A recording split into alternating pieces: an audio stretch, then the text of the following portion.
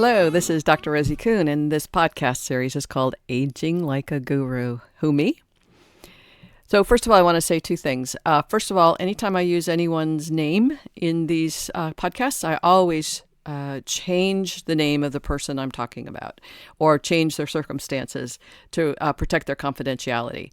So just know that I never use a person's name unless they say, hey, use my name in this. So just saying. The other thing is sometimes you'll hear my dog Gracie bark.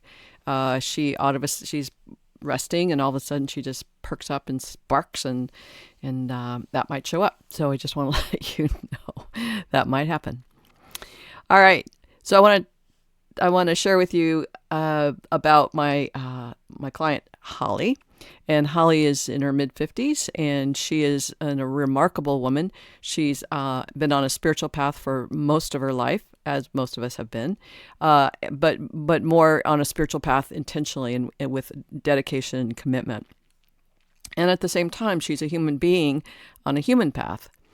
And that requires her to engage in challenges and circumstances that are reveal her fears and her, in a sense, her principles by which she lives.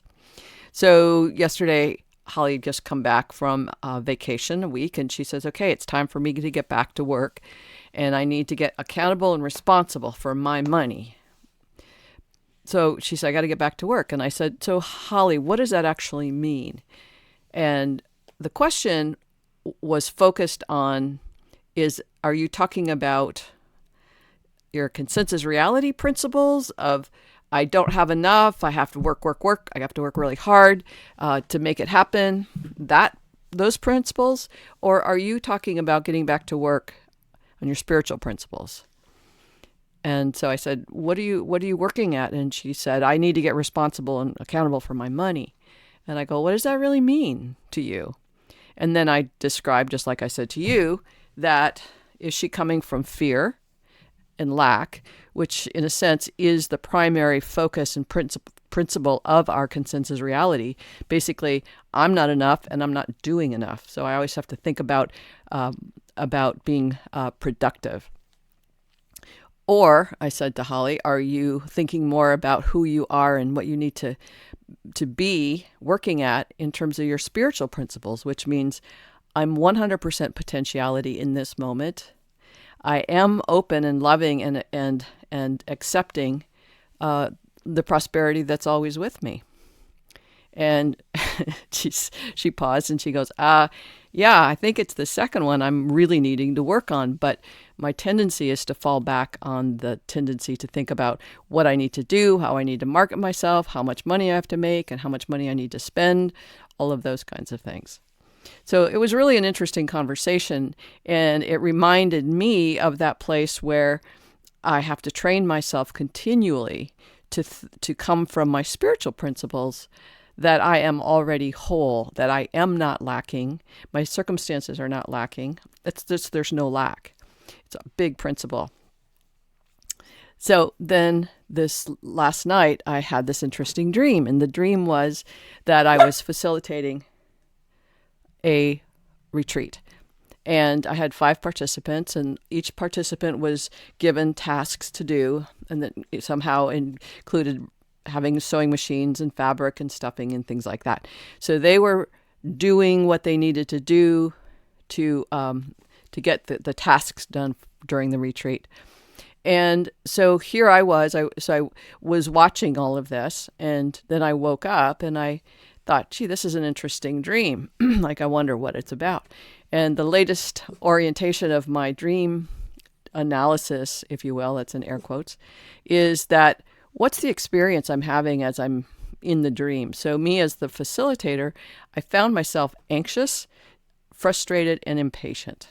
So I'm watching these participants in this retreat who are doing exactly what they're supposed to be doing it in the way that they need to be doing it. And I'm sitting back being anxious, frustrated, and impatient. And I thought, okay, this is actually how I am being in my life most of the time. So this morning, today is a day I have no clients. And so today is a day, and it's Labor Day weekend, that I could actually rest and relax. And I found myself, just like in my dreams, anxious, frustrated, and impatient. And I realized that this is a habit that I've been living in for a very long time, and that it is so habitual. I don't even know it exists, but it does color how I am being all the time in my life. I'm not the degree to which I want to be feeling peaceful and in serenity and playful and creative. I'm not there because I'm constantly in this place of irritable discontent with the way that it is, because I'm always anxious, frustrated, and the other word, impatient. So this morning I sat with what Holly was talking about, what I was talking about with Holly, and training oneself to let go of those old principles of that I lack, and I have to be busy, and I have to get working, and come into this place of knowing, truly knowing. I know it, but I'm not practicing it. I'm not training myself to live into it to a different degree, to a greater degree of peace and serenity.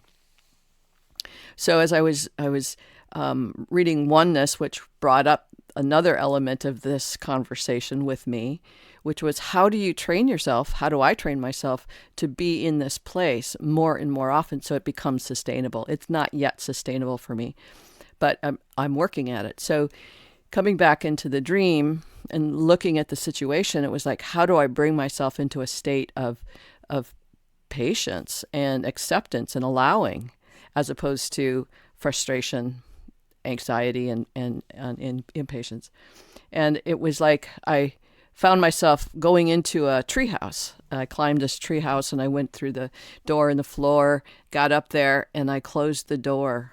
And I closed the door on all that stuff that was going on, or what I was focusing on, all my energy on these people that didn't need my focus. They didn't need my anxiety. They didn't need my impatience. They didn't need my frustration. It didn't help them. It wasn't helping them, and it wasn't helping me.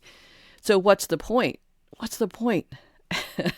And that's kind of the point of the conversation with you today, is like, why do we do that? Why do we spend so much energy being in worry or anxiousness or frustration that we're not doing enough or we're not enough, and we spend so little time really in a place of peace and serenity? And the place for me of serenity is accepting what I cannot change, and accepting the beauty of what is, accepting that there's this great capacity for love and light, and being a reference point for fun and playful and wisdom and connection and engagement, support, harmony, beauty. Like, I want to be a reference point for that, as opposed to a reference point of irritable discontent.